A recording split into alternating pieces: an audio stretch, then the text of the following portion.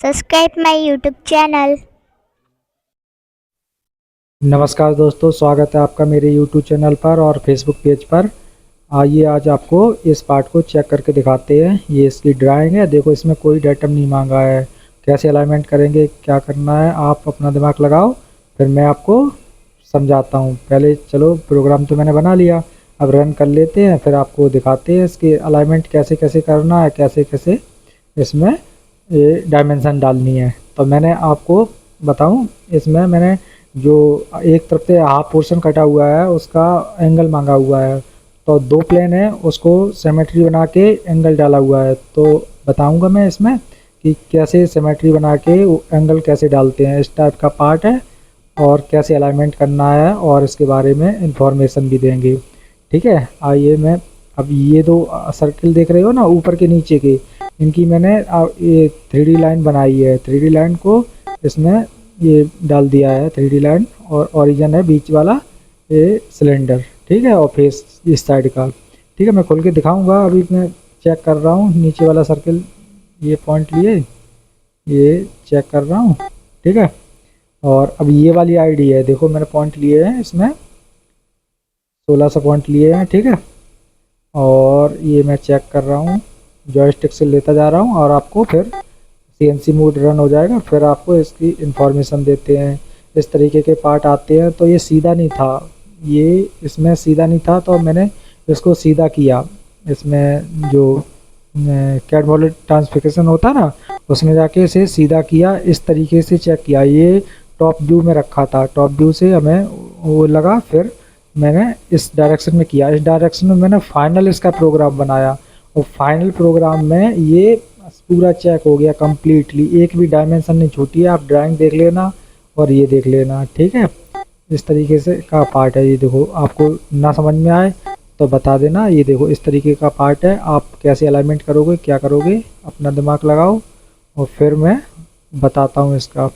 ठीक है, जो लोग चैनल पर नए हैं वो कृपया मेरे चैनल को सब्सक्राइब कर लें, इससे मुझे मोटिवेशन मिलता है और इससे आपको ऐसी जानकारी देता हूँ जो कोई भी चैनल पर नहीं दिखाता। मैं लाइव दिखाता हूँ और सामने करके दिखाता हूँ। ठीक है, इस तरीके का पार्ट है। ये देखो दो होल है आमने सामने के, इन्हीं को मैंने लाइन बना के सीधा किया है। ठीक है, इस तरीके के। अब देखो इसमें CNC का पार्ट है, CNC प्लस VMC दोनों सेटअप हैं। दोनों सेटअप में आपको फाइनल चेक करना है कम्प्लीटली, कोई भी डायमेंशन नहीं छोड़नी है, कुछ भी नहीं छोड़ना है, सारा कुछ चेक करना है। और आप सोचो इसमें ये CNC का अलग बनाऊँ, VMC का अलग बनाऊँ, नहीं, एक ही प्रोग्राम से पूरा कम्प्लीटली चेक कर दो जब फाइनल पार्ट बन के आया है तो। ठीक है, इस तरीके से। अब देखो मैंने व्यू भी लगा दिया, अब ये चेक हो रहा है। ठीक है, और जो CNC का फिनिश पार्ट है ना, तो ये इसमें स्कैनिंग कर सकते हो, इसमें फिनिशिंग अच्छी है तो इसे स्कैनिंग कर सकते हो और बढ़िया है स्कैनिंग के लिए। ठीक है, अब इसमें और जानकारी देते हैं। जैसे इसमें जो प्लेन मांगा हुआ है ना, इसके इन दोनों को प्लेन को के बीच पूरा तो एरिया मिल नहीं रहा है। इस साइड का आपको एरिया पूरा मिल रहा है, ठीक है, और उस साइड का प्लेन का एरिया पूरा नहीं मिल पाएगा। तो मैंने इसे तो मैंने A90 B-90 से कर लिया है, पूरा एरिया मिल गया। और उस साइड का मैंने A0 B0 से किया है। A0 मतलब सीधी प्रॉप से चेक किया है। ठीक है, इस तरीके से आप भी कर लेना। अगर हाफ भी प्लेन ले लेते हो तो उससे डायमेंशन में फ़र्क नहीं पड़ेगा, क्योंकि राउंड पार्ट है, राउंड पार्ट है। तो हाफ अगर ले लेते हो प्लेन को तब भी उससे कोई फ़र्क नहीं पड़ेगा। ठीक है, इस तरीके से करना है। ये देखो मैं स्कैन करवा रहा हूँ, आईडी को स्कैन कर रही है मशीन। आईडी को स्कैन करने के बाद फिर वो अपना ये प्लेन को स्कैन करेगी। ये देखो इसमें मैंने काफ़ी पॉइंट डाले हैं, मतलब ये इतनी बड़ी आईडी है, 80 की है, तो आप इसमें ये 500 या 600 पॉइंट से नीचे मत डालना। ठीक है, ये हमारी 01 में एक्यूरेसी है इस पार्ट की, ये इसमें 01 में शायद मांगी है इसकी, वो देख लेना। ड्राइंग आगे मैंने लगा दी है तो इस हिसाब से।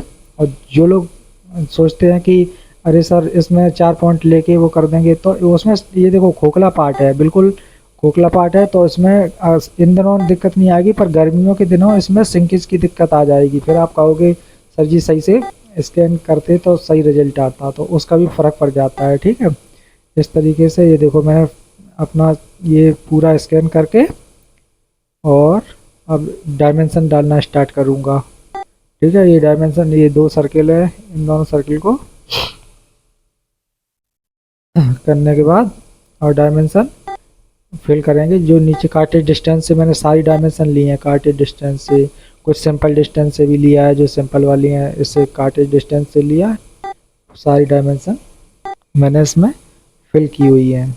ठीक है, अब इस तरीके के पार्टों को अलाइनमेंट, बेस्ट फिट अलाइनमेंट या आरपीएस अलाइनमेंट में जो यूज करोगे, या इसे P6 अलाइनमेंट से करना चाहोगे तो अलाइनमेंट तो हो जाएगा, लेकिन इसके लिए आरपीएस अलाइनमेंट बेस्ट है। ये देखो मैंने A0 B0 से भी लिया है।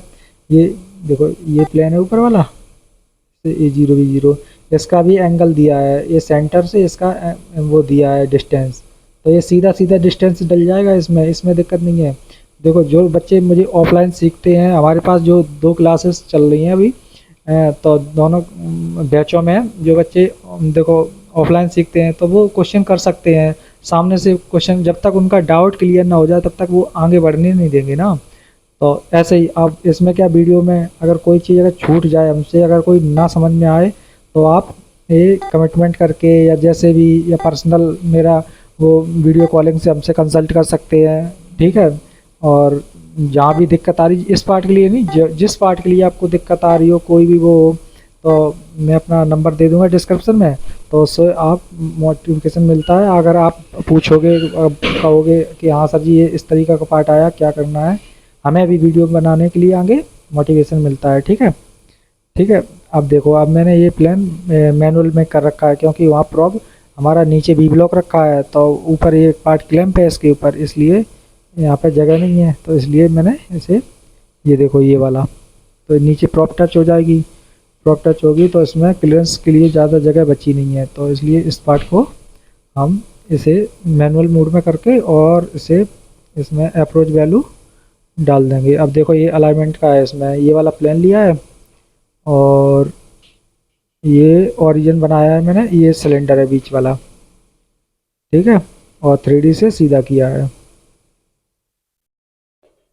ठीक है, 3D लाइन से जेड ओरिजिन में सीधा किया है, बस इतना ही अलाइनमेंट है इसका, इस तरीके से करना है। और जैसे CNC BMC है तो आपको पूरा BMC से ही लॉक करना है, मतलब 3D अलाइनमेंट पूरा लॉक करना है, 3D अलाइनमेंट ही आपको यूज करना है। इस तरीके से मैंने अलाइनमेंट हो गया। अब दिखाते हैं आपको, जैसे सिमेट्री बनाई है उसके प्लेनों की, ये देखो दिखाऊंगा, ये वाला प्लेन हो गया अलाइनमेंट में, और ये वाला सिलेंडर है, ये देखो ID का।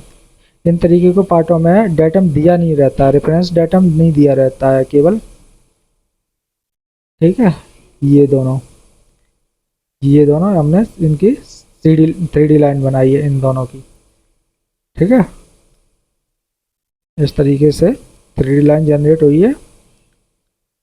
और ये देखो एंगल मांगा है, ये 30 डिग्री, ये एंगल बार बार बंदा चेक कर रहा था, बार बार उसका गलत आ रहा था, तब मैंने प्रोग्राम बनाया इसका, तब ये बिल्कुल सही एग्जैक्ट आया। सिमेट्री से डाला क्योंकि उसमें एक ही प्लेन लिप पा रहा था, और वो एक प्लेन लेके कर रहा था, प्लेन से गलत आ रहा था। हमें दोनों प्लेन से करना है, दोनों प्लेन से करोगे तो 30 डिग्री का एंगल बिल्कुल सही आएगा। ठीक है, इस तरीके से करना है आपको। अगर सिंगल प्ले फेस ले लेते हो तो उससे नहीं बनेगी बात। ठीक है, ऐसे डबल फेस का इसकी सिमेट्री करके और उसे एंगल करना है, हमें बीच से ही देखना है एंगल।